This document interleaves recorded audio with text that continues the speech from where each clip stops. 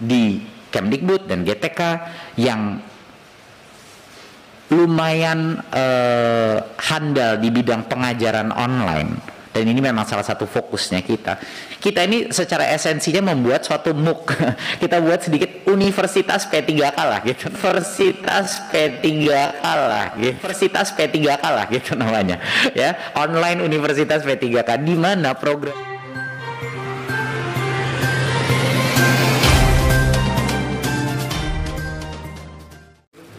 Nah, ini suatu hal yang mungkin kita suka lupa ya. Kami pun di Kemendikbud kaget melihat ini. Dari tahun ke tahun, Bapak Ibu bisa melihat, tahun 2020 adalah rekor yang sangat besar. Saya nggak tahu kapan terakhir kali, mungkin saya cek tadi itu berapa? 2000? Enggak, kapan terakhir kali sebesar 500? Belum pernah ya, udah 10 tahun.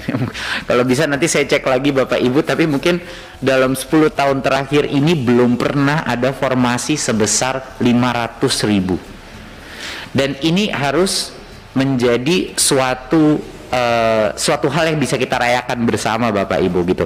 Karena desakan Komisi 10, karena perjuangan Kemendikbud, perjuangan Kemenq dan PAN-RB, pertama kalinya kita berhasil melakukan formasi di P3K 513.000. Jadinya walaupun mungkin tidak mencapai 1 juta, tapi kalau kita lihat relatif dari tahun-tahun kemarin, ini merupakan pencapaian yang luar biasa dan menurut saya patut kita rayakan gitu loh. Rayakan untuk para guru honorer gitu, bahwa mereka mendapat kesempatan untuk bisa sampai dengan 500.000 formasi yang sudah ada.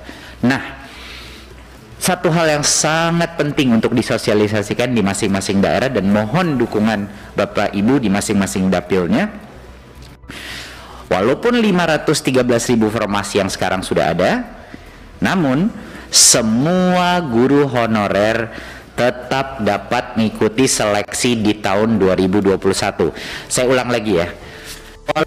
Berapapun formasi yang didapatkan di tahun 2021, semua guru honorer masih tetap bisa mengikuti tes seleksi ini.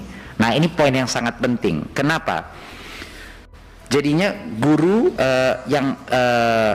yang lulus atau lolos seleksi, walaupun misalnya formasinya tidak mencukupi, dia tidak harus mengambil tes di tahun berikutnya. Dia bisa menggunakan hasil tes tersebut.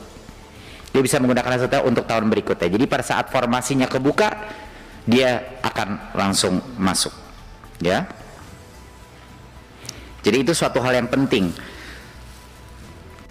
Jadi Bapak Ibu, yang akan terjadi tahun ini adalah semuanya akan mengambil tes, ya. Dan seperti yang saya udah ulang 5-10 kali dan mohon diulang lagi, hanya yang lolos seleksi yang akan menjadi P3K.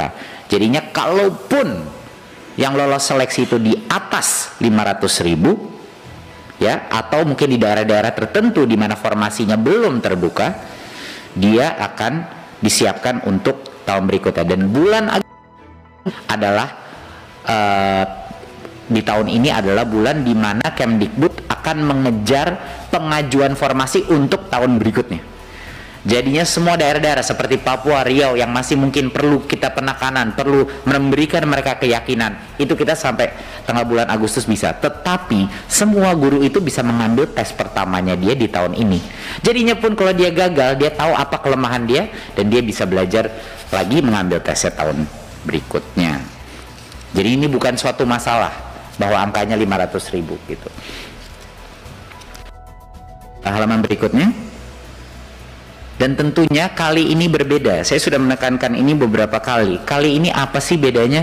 Bedanya adalah dengan tim baru di Kemdikbud dan GTK yang lumayan handal di bidang pengajaran online. Dan ini memang salah satu fokusnya kita.